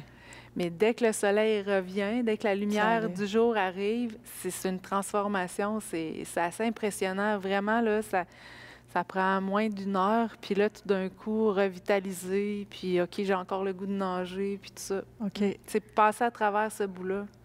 Puis, c'est quoi la vitesse de, tu sais, s'il n'y a pas trop de vagues, d'une longue distance comme ça peut Ouais. ressembler à quoi, la vitesse en kilomètre-heure ou en centaines de mètres heure? Bien, dans disons, un plan d'eau où il n'y a pas de vagues, où c'est idéal. Oui, Puis que, ben pas la mer. puis ça fait pas 12 heures que je nage encore, ben je vais rouler à peu près à 4 km à l'heure. Quand même. Ouais. C'est Ouais. impressionnant, c'est le rythme de la marche. Oui, à peu près. Ouais. Et au niveau des... parce que la plupart du monde, quand on parle d'océan et tout ça, on a des peurs à cause des requins ou des trucs comme ça. Est-ce que c'est quelque chose que tu as pensé ou... Ah ben oui. C'est sûr qu'on a essayé de penser à l'éventail de risques qui peuvent survenir, puis comment on peut minimiser ou contrer ces risques-là. Bien sûr, on parle souvent des requins, mais ce qu'il faut savoir à la base, c'est que les requins ne mangent pas les humains. Exactement. J'ai écouté plusieurs documentaires pour justement un peu connaître la psychologie du requin ou pourquoi il va s'attaquer à une proie plutôt qu'à une autre, tout ce comportement-là. Donc, plusieurs choses qui vont être dans notre façon de faire, dans ma façon de faire lors de l'expédition. Il y a une chose qu'il s'alimente en début puis en fin de journée. Donc, première heure puis dernière heure de la journée, je ne nagerai pas. Je ne ferai pas exprès non plus. Je vous ai dit aussi que j'allais porter une combinaison, pas pour des raisons nécessairement de froid, mais pour des raisons de protection, à la fois pour les requins puis aussi pour les méduses. On en reparlera. Ouais, les méduses, c'est encore plus dangereux que les Bien, requins. ça pourrait, oui. Donc, ma combinaison, elle ne doit pas être noire, sinon noir et blanc rayé pour faire mimiquer un serpent de mer, qui est quelque chose que les requins détestent. Donc, faut pas que j'aie l'air d'un phoque, autrement Oui, dit. c'est ça. Parce que ça peut être quelque chose Oui. qui aurait le goût de manger. Parce que c'est la plupart des attaques, c'est des surfeurs qui sont C'est sur ça. leur planche, puis là, ça ressemble à Oui, un phoque, là, justement. exact. Donc, puis j'aurai également des bracelets anti-requins qui émettent des ondes oui? électromagnétiques. Oui, c'est vendu déjà depuis plusieurs années. Ça a été développé spécialement pour les surfeurs en Australie. Puis j'ai un fournisseur là, aux États-Unis qui va m'en fournir. Alors, puis ça, c'est prouvé là, scientifiquement que ça fonctionne. Puis Faut tu as le des gens porter, autour là, de mais- toi aussi qui assurent une certaine sécurité. Bien, exactement, c'est mon autre point. Fait que j'ai toujours une petite embarcation à côté de moi, soit un kayakiste ou en Zodiac. Donc, il y a toujours une veille, puis il y a également mon capitaine avec ses instruments de navigation, sonore, tout ça, qui peut voir qu'est-ce qui se passe autour dans l'eau. Puis, souvent dans la mer, là, des fois, dans les belles journées, c'est des vagues de 3-4 pieds. Là. Mais il y a des journées où il y a des vagues de 18 pieds. Je veux Ouais. dire, j'en ai Ouais. vu en Ouais. croisière plusieurs fois. Est-ce que vous allez décider de ne pas nager quand ça possible. sera ça? Oui, OK. Oui, c'est possible. Donc, toujours avec mon capitaine, celui qui est le navigateur d'expérience. Donc, on va décider est-ce que c'est dangereux ou pas d'aller dans la mer. Et Donc, quand tu nages pas, vous êtes stationnaire, vous restez au même Ouais. point. le plus possible au même point, puis on va dériver, de même que Oui, la oui, nuit, c'est on va normal. dériver. Par contre, mon capitaine, lui, il va devoir s'assurer d'être au même point GPS que la veille, avant que je recommence à Donc, vous nager. vous déplacez au point Exact. GPS. Donc, pour limiter la dérive, on va avoir ce qu'on appelle un genre d'encre flottante. Donc, ça fait que le bateau va moins se déplacer parce qu'évidemment, il y a des courants océaniques. Donc, ces courants-là font que le bateau va se déplacer. Puis pour faire le moins de distance possible pendant que je vais être arrêté, donc il va bloquer ça avec un ancre flottante. Puis par la suite, bon, si on a fait 20 000 marins ou 30 000 marins pendant la période d'arrêt, bien, il va s'assurer qu'il va faire le chemin de retour pour que je puisse prendre la même position. Parce que le but, vraiment, c'est pour moi, si je veux De le homologuer faire au un complet. record, ouais, c'est de prouver que chaque pièce de distance que je vais avoir nager totalise l'entière distance entre les deux continents. Et j'imagine qu'il doit y avoir une façon bien précise pour que ton exploit soit homologué pour être justement mis parmi les records qui auront été battus à ce moment-là. Donc, vous êtes en contact avec des gens qui vous disent exactement il y a une organisation mondiale, disons, qui chapeaute un peu tout ce qui se passe en eau libre, les nages en solo, surtout les nages en solo, peut-être même parfois en relais. Mais donc, c'est eux qui vont valider mon record dans un premier temps. Puis après, ça sera soumis à Guinness. Mais la procédure, c'est vraiment ça, parce que c'est avec eux que je dois, formuler les règlements de ma traversée, comme c'est la première fois que ça va se réaliser. Ça a été tenté, mais comme il n'y a pas encore de record, chaque personne qui veut le réaliser, bien, fait ses propres règles. Ouais. Si je voulais mettre des palmes, bien, j'aurais juste à dire, OK, moi, je le fais avec des palmes, avec ci, avec ça. Puis, c'est correct. C'est juste qu'il faut que je suive les règles qu'on s'est données au départ. Puis, dans ce cas-là, ben c'est ça. Ça va être d'avoir les outils technologiques, bien sûr, qui vont être sur moi. Donc, une montre GPS qui va enregistrer mon point de départ, mon point d'arrivée, si on veut, à chaque jour, pour compiler ça puis envoyer ça même sur un site Internet en temps réel. Il faut être capable de démontrer, de prouver que c'est moi qui porte l'appareil aussi. C'est pas mon kayakiste, c'est pas le bateau. T'sais. Donc, c'est tout ça qui... puis chacun, on a nos appareils de positionnement aussi. Donc, c'est quelle distance que tu vas faire? En tout? Oui. C'est un peu plus de 3000 km. 3000 km, c'est quoi la plus grande distance que tu as faite jusqu'à maintenant? C'est entre Québec et Matane, 350 km. Un dixième. C'est beaucoup. Oui, mais en tout, dans toutes les expéditions que j'ai faites, si on les met toutes bout à bout, j'ai déjà plus de 2500 km de réaliser.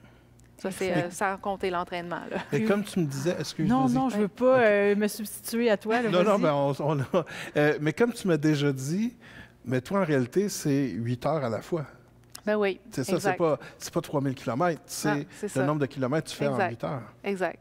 Puis pour affirmer que je peux réaliser ça, ben ça va avec la connaissance de soi, ça va avec toutes les expéditions que j'ai faites par le passé, ça va aussi avec l'analyse des expéditions qui n'ont pas fonctionné, avec le dialogue avec ces personnes-là, puis avec d'autres personnes reliées à ça. Donc, c'est tous ces éléments-là qui font que j'ai mis en place une structure qui a le plus de chances de réussir. Donc, tes questions, c'était? En combien de temps tu penses réaliser ce défi-là? 100 jours, 200 jours? On a évalué à 150 jours, donc 4 à 6 mois. C'est quand même conservateur, mais ça va dépendre des courants, puis de mon état, bien sûr. Donc, quand moi, je vais sentir que j'ai besoin de prendre un repos, je vais prendre un repos. Si la mère me dit de prendre un repos, je vais prendre un repos. Ça, c'est des choses qui se planifient pas nécessairement. Puis comme c'est pas une course, ben le but, c'est de traverser. Donc, des fois, le temps, on peut l'étirer, puis c'est pas de contrainte de temps, dans le fond? Non, j'ai pas de contrainte de temps nécessairement. Mais c'est un peu comme une entreprise. Hein. Des fois, on veut que notre entreprise elle soit mise sur pied en, 6 mois ou 1 an, puis finalement, ça prend 2 ans. Mais il faut juste s'adapter à ce rythme-là, puis apprendre à être patient. Parce que c'est ça aussi la persévérance, c'est apprendre la patience, la persévérance pour, même si c'est pas comme que je voulais au départ, c'est quand même là, puis je vais continuer jusqu'à l'arrivée. Mais, tu sais, dans ton geste que tu fais, tu vas devenir quelqu'un qui va être...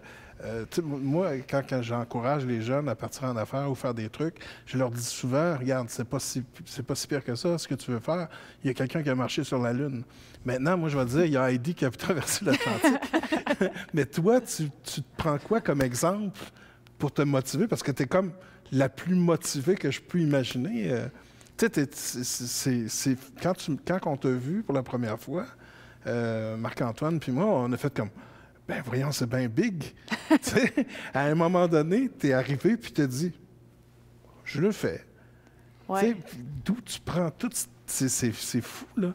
Toute cette confiance-là, C'est une bonne question. C'est quelque chose qui m'habite. si je reviens un peu sur mon histoire, c'est que, bon, j'ai parlé que j'avais nagé en sport-études quand j'étais plus jeune, puis il y a eu un moment où j'ai eu comme un impasse, puis j'ai arrêté complètement de nager pendant 10 ans. Hey. Puis là, ben, finalement, je me cherchais beaucoup. Je trouvais pas ma vocation, ma voie. Je savais, tu sais, j'avais comme plus de sens à ma vie jusqu'à ce que je fasse un rêve. Hein. C'est ce rêve-là qui a été comme un rêve prémonitoire qui m'a comme rallumé à ma passion. Je rêvais que je nageais. Puis là, cette fois-là, j'étais toute seule. Tu sais, j'étais comme dans l'océan. Tu sais, j'étais dans un plan d'eau, en tout cas, puis il n'y avait pas de compétiteurs autour, il n'y avait pas rien, puis j'avançais. Puis c'est quelques années après, après avoir recommencé à nager, puis fait des expéditions au Québec, que là, ça a tout pris son sens. Fait, c'est ça, tu sais. Je veux nager, mais oui, parce que c'est ma passion, mais pour un but plus grand aussi, tu sais, pour le bien de quelque chose. Fait que c'est pour ça aussi que là, on n'a pas parlé, mais j'ai rallié une cause à ce que je veux faire, oui. Bien, justement, tout ce truc-là, parce que on va parler plus technique, là, c'est quelque chose qui coûte énormément cher. C'est quelque chose qui est très exceptionnel, que ça se fera pas 2-3 fois. Là. Donc, il faut comme immortaliser ça, mais il faut aussi financer ça. Comment là, un coup, tu as cette ambition-là de traverser l'Atlantique, là, tu deviens une femme d'affaires. Là. Tu deviens quelqu'un qui doit partir une business. On traverse l'Atlantique. D'ailleurs, tu as une entreprise qui s'appelle... Nage vers tes rêves ou Atlantica. Atlantica. Oui. Et là, tu as parti une entreprise. Là, tu as une entreprise, ton produit, c'est la traversée de l'Atlantique. Comment tu bâtis ça, tout ça? Là? C'est une bonne question. En vrai, c'est comme presque 2-3 projets dans un. C'est la traversée, mais en même temps, le branding, c'est un peu moi. C'est qu'est-ce que je vends, c'est moi puis la traversée. Puis en même temps, ben il y a tout ce qui se colle autour de ça, qui peut se coller autour de ça, comme les projets scientifiques. J'ai un volet aussi avec les écoles jeunesse. J'ai un volet environnement. Donc, oui, c'est quelque chose d'assez complexe qui demande beaucoup de ressources, à la fois financières, à la fois humaines.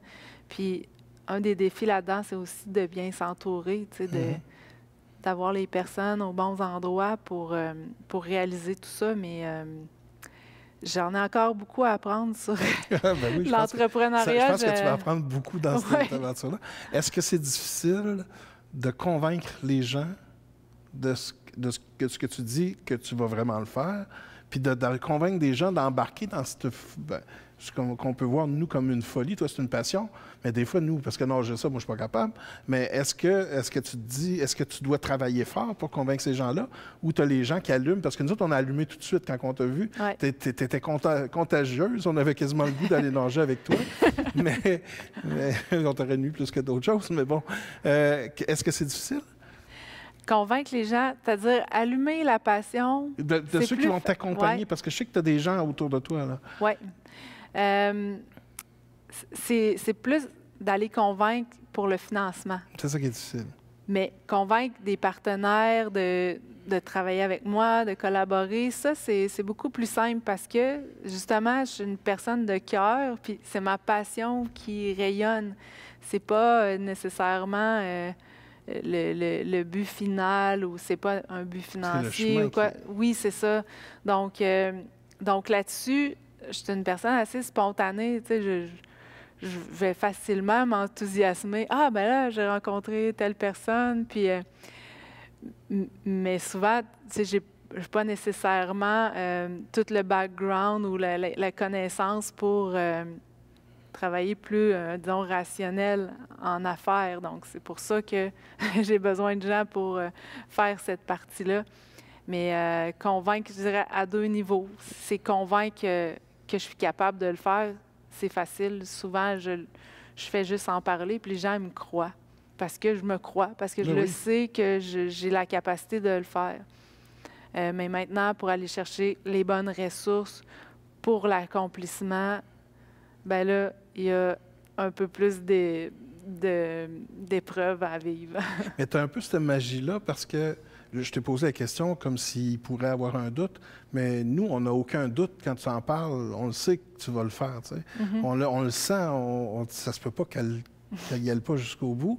Mais comment ça coûte? Qu'est-ce que tu as besoin? Bien, en réalité, si on met tout le projet au complet avec le documentaire, ça frôle le million.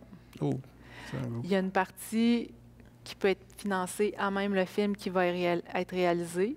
On attend des nouvelles aussi pour une coproduction française. On a déjà une productrice qui est dans le projet. Maintenant, c'est l'histoire de la diffusion qui reste à convaincre. Puis pour compléter tout ça, parce qu'il y a quand même une location de bateau à faire avec des équipements qui est assez dispendieuse. Donc, pour aller compléter ce financement-là, ça prendrait 100 000. Un bon 100 000? Oui. Toi qui es bonne dans le financement, qu'est-ce que tu en penses? Moi, je me dis 100 000, c'est une grosse somme, mais c'est pas tant que ça. Je veux dire, on l'a ramassé pour la réfection de l'église Saint-Paul. C'est sûr que c'était quand même un travail de longue haleine. Il y a des gens qui donnaient des 10 $ par mois, tout ça, mais je pense qu'il faut le faire comme tu vas le faire. Tu découpes ta nage en période de 8 heures. Si tu as 100 000 $ à ramasser, si tu as 6 mois pour les amasser, bien, il faut que tu ramasses 8 fois 500 $ à chaque semaine. Puis moi, je suis prête à donner ton premier 500 $. Là. Bon, bien, qui d'autre? Puis, je suis même prête à regarder dans mon réseau qui pourrait être intéressé à te supporter, puis à te mettre en contact avec ces gens-là, puis à pousser ça un peu. Là. Moi, ça me ferait plaisir de le faire parce que on ne peut pas laisser passer ça. Il y a un humain qui est Heidi Levasseur, qui veut traverser l'océan à la nage, me dire il faut tout faire pour qu'elle l'essaie puis qu'elle ait le maximum de chances de le réussir. Parce que je trouve que c'est un beau rêve. Oui. Il y a un message de dépassement de soi, il y a un message aussi de la planète qui est à dimension humaine, même si on ne le voit pas. Oui. Il y a un message d'environnement, comme tu le spécifiais. C'est notre planète à nous. Moi, je trouve que c'est grand. C'est vraiment grand. C'est aussi fou que 3 personnes qui sont assises sur le dessus d'une bombe là, qui s'appelait une fusée, qui était contrôlée par un ordinateur de la dimension de ma calculatrice là, d'aujourd'hui, là, puis qui se sont rendus sur la Lune. Tu sais, je veux dire, c'est aussi fou que ça. Là. Oui, exact. Alors, puis c'est ça aussi, c'est que ça s'est fait en 1969, aller sur la Lune. Puis il n'y a encore personne qui a traversé l'Atlantique à la nage. Hein? C'est ça, il faut que ça se fasse. Moi, dans ma tête, c'est encore plus gros. Parce que la Lune, c'est intéressant, c'est quelque chose qui fait rêver, mais c'est quand même une grosse partie de scientifiques et tout ça qui ont fait tout le travail, puis là, ils ont trouvé des gens pour aller. Mais toi, c'est toi qui es le scientifique, c'est toi qui travaille, puis c'est toi qui vas nager. Tu sais, tu as toutes les qualités de toute cette gang-là. Je pense qu'il devait être des centaines à faire tout ça. J'imagine qu'ils étaient dans les centaines, mais ceux qui sont assis sur la pointe... il était courageux. Il fallait qu'ils fassent confiance. Effectivement. Mais est-ce que tu as eu la chance de parler à des gens qui ont fait des traversées en solo? Par exemple, Mme Paquette, là, qui l'a fait en bateau. Oui, j'ai eu la chance d'y parler, de lire son livre. Il y a plein d'aventures extraordinaires comme ça qui sont inspirantes, en fait, c'est une façon de démontrer le potentiel humain, de se découvrir, de se dépasser, puis d'inspirer les jeunes, d'être un modèle aussi pour ces jeunes-là qui ont des rêves, qui ont besoin de s'attacher à quelque chose de vrai, tu sais, qui est autour d'eux. Donc, toutes ces personnes-là qui ont fait des choses extraordinaires, ça vaut la peine de les mettre de l'avant, puis de s'en servir comme un peu comme, je dirais donc, comme un propulseur, tu sais, pour un tremplin ou un propulseur pour soi-même, tu sais, se dépasser davantage. Puis ton projet, parce que c'est un projet qui va se réaliser dans combien de mois à peu près?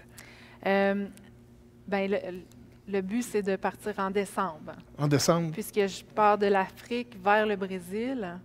La meilleure période climatique est vraiment dans ces mois-là, entre décembre et mai. Puis ce qui est le fun de ton projet, c'est que autant on prend comme Frédéric Dion, quand il revient, qui fait ses conférences, toi, tu peux déjà faire une conférence par rapport à ton projet qui s'en vient, parce que tu as quelque chose déjà à raconter par rapport à s'investir, à croire en soi et tout ça, et aussi au niveau de l'écologie, que tu fais déjà des trucs dans les écoles. Tu proposes aussi aux commissions scolaires, aux classes, de t'engager pour venir parler aux enfants. Exact. Puis souvent, dans ces écoles-là, ils ont des projets. Oui. Peux-tu nous en parler de ça? Oui, bien c'est ça. L'an dernier, en collaboration avec le projet Urgence climatique, qui est un peu chapeauté par Charles Perroux à Trois-Rivières. Okay. C'est lui qui m'a approché. En tout cas, c'est avec lui qu'on a brainstormé un peu, puis qu'on s'est dit, bon, qu'est-ce que je pourrais faire pour ajouter peut-être une plus-value à ce qui est déjà là, tu sais. Puis il dit, ouais, bien, pour aller donner des conférences, puis parler de ton projet, puis en même temps, tu sais, essayer de mousser ce qu'ils font déjà, parce que, comme je vous disais, il y a une grande valeur environnementale à ma traversée, puisque je veux amasser des fonds pour la préservation des océans. Donc, on a discuté de tout ça avec les élèves en classe, puis suite à ça, ben, je leur ai dit... j'aurais besoin, tu sais, de vos témoignages. Vous autres aussi, vous avez des choses à dire, tu sais. Puis j'ai trouvé ça merveilleux de voir des petites brigades vertes ou toutes sortes de petits groupes que les jeunes ont fait eux-mêmes, tu sais, qui se sont donnés pour leur projet écologique. J'ai dit, mais il faut parler de vous aussi, tu sais. J'ai dit, moi, c'est beau, mais vous faites déjà des actions intéressantes, puis vous pouvez inspirer d'autres écoles, d'autres jeunes, puis c'est un mouvement comme ça qu'on veut créer. C'est ça qui est fort, puis c'est ça qui fait qu'on devient, qu'on a le goût davantage de se dépasser, puis qu'on sent qu'on fait aussi partie d'un projet, tu sais. La chose que je voulais le moins possible projeter, c'est que c'est moi toute seule qui nage. Non, c'est qu'on est tous ensemble là-dedans, tu sais. Puis c'est vraiment ça qui me tient à cœur. Puis entre autres, on parlait de motivation tout à l'heure, mais c'est une des choses qui m'anime, c'est une des choses qui me motive, parce que moi, toute seule, aller nager, ça serait pas, ça n'aurait pas de sens pour moi. Mais toi, ta traversée a déjà commencé, dans le fond. Oui, c'est vrai. Ta traversée, elle commence, puis tu vas être mouillé juste en décembre. Exactement. Et ton entraînement, qu'est-ce que ça a l'air? Tu dois t'entraîner? Oui, je m'entraîne raisonnablement, on va dire. J'ai appris, avec le temps, à m'entraîner plus en qualité qu'en quantité. Okay. Encore là, c'est avec la sagesse, avec la connaissance de soi, que c'est pas toujours nécessaire de travailler beaucoup pour avoir un bon résultat, mais de travailler de la bonne façon. Puis de travailler aussi avec ses ressources puis ses limites. Parce que je veux pas non plus faire une épreuve de nage puis sortir sur une civière. Quel modèle je donnerais aux jeunes? Donc, ça a toujours été ça ma réflexion. Est-ce que je fais ce défi-là pour me mettre à bout, ou est-ce que soit que je fractionne ce défi-là, ou soit que je l'ajuste selon ce que je sens que je suis capable de faire, puis un petit peu plus. Pas trop non plus. Donc, c'est comme ça que je vis un peu mon entraînement, parce que vous imaginez que j'ai aussi plein d'autres choses à gérer, comme on a parlé. Donc, les entraînements, c'est peut-être 4 à 5 fois par semaine de nage, 2 entraînements au gym, pour être capable d'avoir un bon maintien. Puis un peu avant l'été, puis éventuellement avant décembre, bien là, il y aurait des pratiques en mer un petit peu plus substantielles, où tout sera mis en place, puis je n'aurai qu'à penser à être en forme. Donc là, je pourrais nager des 4 à 5 heures par jour. Mais présentement, c'est beaucoup plus... c'est beaucoup plus modeste. Est-ce que ça se fait, je ne sais pas si ça se fait, mais est-ce que ça se fait de te demander ton âge? Non. Je suis tout mal à l'aise à demander. Moi, j'ai 46. Bon, moi, je viens d'avoir 54. De toute façon, c'est facile quand même à trouver. Fait que j'ai 40, oui. C'est tout jeune. C'est tout jeune. Ouais. Ben oui. Bien, en fait, juste pour faire une parenthèse là-dessus, c'est qu'il y a un Américain d'origine française, justement, à qui j'ai parlé, un autre de mes inspirations, qui a tenté de traverser le Pacifique à la nage l'an passé. C'est une grosse épreuve. Il a dû abandonner en cours de route pour différentes raisons météorologiques et tout. Mais il y a 50 ans, OK. au-dessus de 50 ans. Puis il dit que c'est dans la meilleure période de sa vie. Donc, ça, on n'a pas à douter pour... Mais tu as la maturité aussi qui vient aider dans tout ça, là. Exact. J'ai déjà même pensé, j'aurais peut-être dû faire ça à 20 ans, je ne sais pas, j'aurais peut-être eu plus de ci ou plus de ça. Puis non, à un moment donné, on m'a dit, tu n'aurais pas été prête à ça. Parce que c'est ce que la vie t'a amené, t'a forgé, que là, ça prend une sagesse pour faire quelque chose qui est aussi demandant en organisation. Tu parlais de faire des méditations. Il faut quand même bien se connaître pour pouvoir être bien dans sa peau tout seul pendant 8 heures, même s'il y a des gens alentour. Tu es tout seul, là, dans ta bulle, dans l'eau à côté de toi. Évidemment, c'est de garder un équilibre, de connaître cet équilibre-là qui est propre à chacun. C'est pas comme si quelqu'un peut nécessairement me l'enseigner. On peut partager notre expérience, puis avec ça, on contribue à... Moi, c'est un peu comme ça, je reçois l'expérience de d'autres, puis avec ça, j'apprends à me connaître, mais chacun, on a notre voix, puis c'est pas quelque chose qui peut se dicter. J'ai vu que sur Facebook, tu avais un financement qui était en train de se faire. Est-ce que tu peux nous en parler un peu? On va dire aux gens d'aller aider, s'il vous plaît, ça vaut la peine. Oui, alors je fais une levée de fonds pour aider à financer des capsules vidéo qu'on veut produire d'ici à la fin de l'année scolaire, donc d'ici à juin, avec les jeunes de la région. Entre autres, les jeunes où est-ce que je suis allée en conférence l'an dernier. Donc, ce qu'on veut, c'est promouvoir les projets écologiques qui ont lieu dans les écoles. Comme c'est très relié avec mon projet, toutes ces capsules-là, parce qu'il n'y a pas juste moi qui fais quelque chose, c'est que tous ces beaux jeunes-là qui entreprennent des actions, moi, je veux les mettre de l'avant. Puis, je veux qu'ils me racontent qu'est-ce qu'ils sont en train de faire pour aider la planète, pour aider leur environnement proche. Et je veux les laisser parler. Puis ça, on va faire des capsules avec ça. Puis chaque semaine, pendant ma traversée, on va pouvoir les diffuser.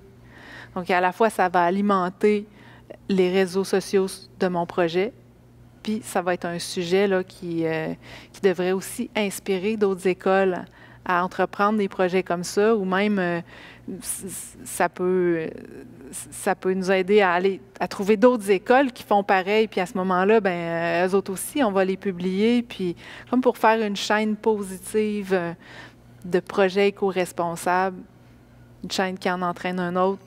C'est comme ça qu'on change le monde. C'est une action à la fois. Puis par la même occasion, quand ton équipe de tournage va là, toi, tu peux aussi aller faire ta conférence.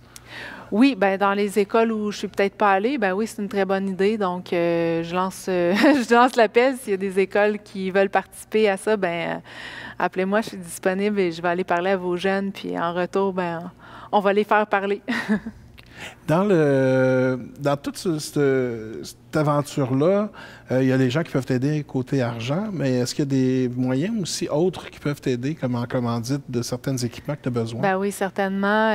Entre autres, tout le système de positionnement GPS sur moi, comme une montre GPS qui prend des données, qui est imperméable, tout ça, c'est sûr que ça en prend.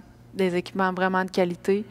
Après, il y a tout ce qui est autour de, soit l'alimentaire, mais quelque chose qui n'est pas périssable, donc protéines ou barres de protéines. Qu'est-ce qui va autour de ça pour les sportifs, donc qui va pouvoir me supplémenter. Quoi d'autre? On parle de kayak aussi. On n'a pas nécessairement encore trouvé le kayak qu'on a besoin pour m'accompagner en mer. Donc, tout ce qui va à kayak pour mon kayakiste et ses équipements. Quoi d'autre? Il faut toujours penser aussi que mon bateau est en France, donc il y aura un shipping à faire. Oui, en gros, c'est ça. Donc, Dans le fond, tout ce qui pourrait te servir, que ce soit même pour tes équipiers, pour pouvoir les nourrir aussi. Vêtements aussi. Les ouais. vêtements, Ouais. les moyens de communication, Ouais. parce qu'il doit quand même avoir des frais de communication, tout ça, j'imagine. Oui, bien là, les compagnies de téléphone satellites, c'est plus limité. Donc, il y en a une, on n'a pas le choix de faire avec. Donc, ces frais-là, c'est des frais qu'on devra couvrir là, à l'aide de commanditaires, bien sûr. Là. Donc, Et là, tu vas partir de l'Afrique, de la ville de Dakar au Sénégal, qui est la pointe la plus à l'ouest de l'Afrique et qui est un pays aussi assez sécuritaire. Et on va se diriger vers la pointe du Brésil, plus précisément la ville de Recife. Donc, on va traverser l'équateur, on va arriver à l'hémisphère sud et puis on va atterrir à Recife. On va essayer d'aller t'accueillir. Bien oui, bien oui. Nous autres, on va tricher, on va y aller en avion, mais... Est-ce que tu as autre chose à dire? Parce que là, on a une vitrine, on va essayer de faire en sorte que les gens qui nous écoutent, s'il vous plaît, si vous pensez à quoi que ce soit, vous communiquez. On va mettre tous les liens dans la description. Communiquer avec Heidi pour pouvoir lui donner de l'aide. Mais est-ce que autre chose que tu voudrais dire au niveau, qu'est-ce que tu leur offres à ces gens-là qui vont t'aider? Bien, à différents niveaux, bien sûr, on a un plan de partenariat. Pour les gens un peu monsieur, madame, tout le monde, bien, j'ai des articles promotionnels, j'ai des capteurs de rêve, des bracelets. Il y a même une collection de bijoux qui est en ligne pour lequel j'ai un pourcentage qui me revient, qui a été créé par une artisane de Rimouski. Sinon, j'ai aussi des petits toutous en forme de sirène ou de triton qui est fait ici même à Shawinigan. Et il y a bien sûr la bière qui a été lancée juste un peu avant les fêtes, la Surf and Turf, pour 2 athlètes de la région, dont moi. Je savais même pas que c'était en ligne. Ah, oui, donc on en trouve dans plusieurs points de distribution. Ben, là. Ouais. Ah, ben c'est dommage, surf. on aurait dû... on n'y a pas pensé. Mais c'est pas grave, on la trouve un peu partout. Donc, sur chaque bouteille, ben, il y a 2,50 qui est remis au projet. Donc, ça vaut la peine. La Surf and Turf. Yeah. Oui, la Surf and Turf. Faut pas oublier ça. Donc, sur mon site Internet, il y a peut-être quelques autres articles promotionnels de disponibles. Et pour les entreprises, ben, on pourra discuter plus précisément selon le montant offert, là, bien sûr. Mais il reste 199 places pour les entreprises à 500 $. Donc voilà, 500 la première étant 500 $ à aller chercher. Et voilà. Puis juste le fait de participer à aider à Heidi à faire la traversée, c'est un peu comme si vous le traversiez avec elle. Exactement. Puis ça, c'est tout un honneur. Vous allez bien sûr être avec moi, Tellement. puis vous allez me porter à travers l'Atlantique. C'est essentiel. Une dernière question pour Heidi? Ah, écoute, moi, ça ne sera pas une question, ça va être un encouragement. Puis je tiens à te témoigner toute mon admiration. Puis j'espère tellement que tu vas t'amuser, puis tu vas te réaliser dans cette traversée-là. C'est sûr qu'on va te suivre là, de façon très étroite. Puis tout ce que je peux faire pour t'aider, ça va me faire plaisir de le faire. Wow, c'est beau. Un grand merci, Nancy. Ben, merci à vous deux. Vous avez été exceptionnels. Ouais. Merci. Je vais quand même faire mes remerciements à mes commanditaires. Donc, la ville de Shawinigan, bien sûr, le DJ Hub qui nous prête l'endroit, le Trou du Diable qui nous aide à nous saouler un petit peu et qui aide aussi Heidi et qui a été développé un peu grâce à Nancy. Donc, on fait tout un peu partie du Trou du Diable. Impressionnumérique.ca qui a fait l'impression des toiles de Hélène Lafontaine, qui est une artiste de la région exceptionnelle. Je suis en train d'essayer de dealer une date avec elle pour la recevoir à l'émission parce que son style a été inspiré de quelque chose d'assez extraordinaire. Je ne veux pas rien dire parce que ça va vider le punch, mais brûler le punch plutôt. Et bien sûr, on a notre compagnie à nous qui travaillons pour produire ces émissions-là, pour faire rayonner la région. Nous, ce qu'on veut, c'est vraiment faire en sorte que des gens comme vous deux soient connus, des jeunes et des moins jeunes, pour qu'ils puissent eux aussi aller vers leurs rêves et savoir que c'est possible de faire ce qu'on veut faire quand on est jeune et quand on est moins jeune aussi et qu'il n'y a pas de limite. Et maintenant, quand vous allez penser à quelque chose et vous dites « Ah non, c'est trop difficile », dites-vous Heidi va traverser l'Atlantique. Pourquoi je ne serais pas capable? Alors, on se voit à la prochaine émission. Au revoir.